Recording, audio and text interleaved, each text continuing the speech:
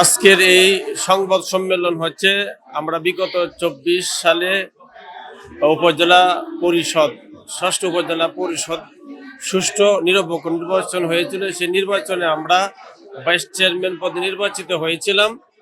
আমরা নির্বাচিত হওয়ার কেউ ১ মাস কেউ ২ মাস পরেই অপসারিত হয়েছে।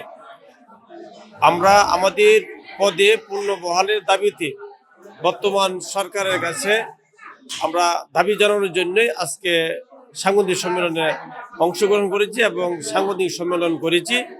আজকের এই সাংবাদিক সম্মেলনের মাধ্যমে বর্তমান যে সরকার আছে সেই সরকারের কাছে আমরা উদাত্ত আহ্বান এবং দাবি জানাচ্ছি। আমাদের সেই ৯৯৫ জন ভাইস চেয়ারম্যান মহিলা এবং পুরুষ আমরা অসহায় এবং কষ্টে জীবনযাপন করছি। আমরা জনগণের সেবা থেকে বঞ্চিত হচ্ছি।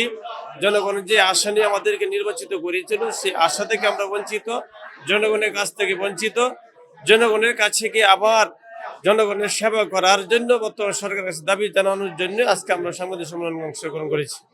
আরো ২বার এসেছি আমরা সাংবাদিক সম্মেলন। বিগত তত্ত্বাবধায়ক সরকার যে উপদেষ্টা ছিল তাদের কাছেও আমরা দাবি জানিয়েছিলাম, সেই দাবি ফলপ্রসূ হয় নাই।